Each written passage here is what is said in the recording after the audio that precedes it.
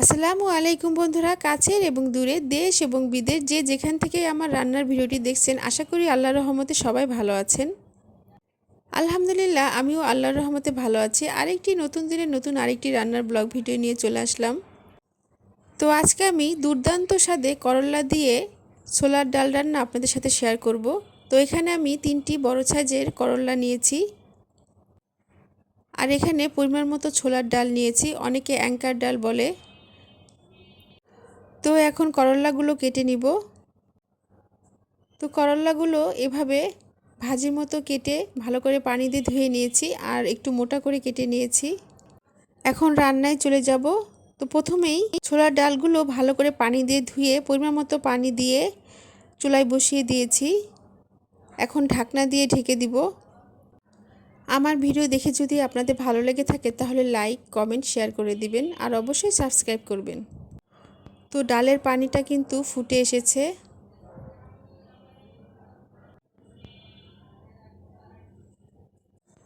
তো ডালের পানিটা কিন্তু শুকিয়ে গেছে প্রায়।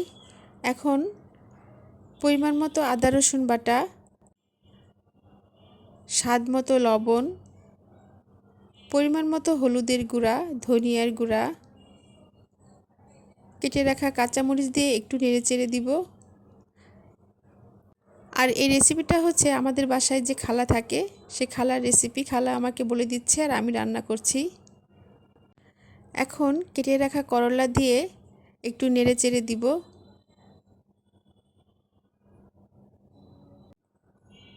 আর করলা ভালো করে পানি দিয়ে ধুয়ে নিয়েছি।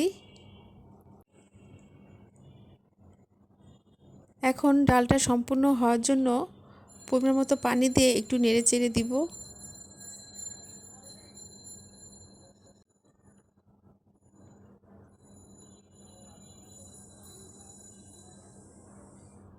যারা আমার চ্যানেলটাকে সাবস্ক্রাইব করে আমার পাশে আছেন তাদেরকে অসংখ্য অসংখ্য ধন্যবাদ।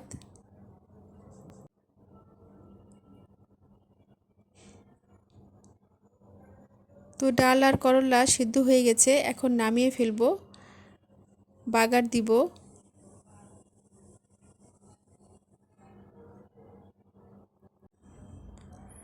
আর এই জন্য আমি চুলায় আবারও কড়াই বসিয়ে পরিমাণ মতো সাদা তেল দিয়ে দিয়েছি। তেল গরম হয়ে গেছে। এখন 2টি শুকনা মরিচ ও 2টি তেজপাতা দিয়ে একটু ভেজে নিব।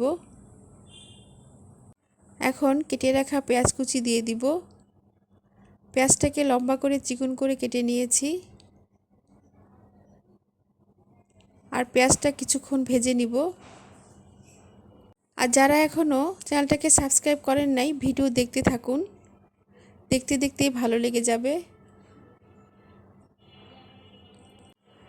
তো পেঁয়াজটাকে ভাজা ভাজা করে নিচ্ছি।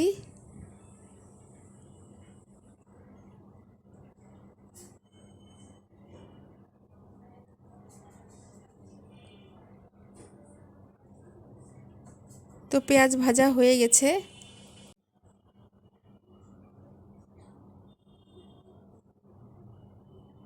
এখন এর মধ্যে ডাল দিয়ে দিব।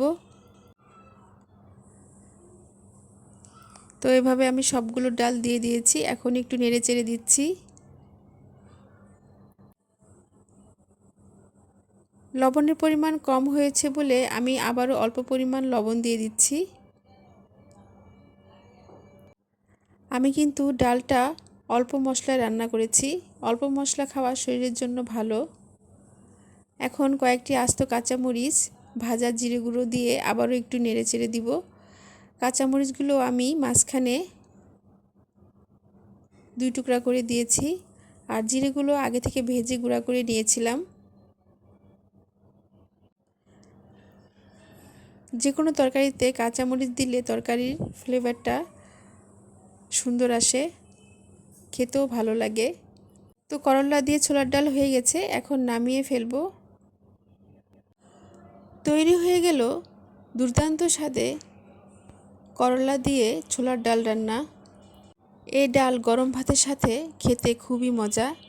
এই ডাল থাকলে আর কিছুই লাগবে না। তো এভাবে আপনারা রান্না করে খেয়ে দেখবেন।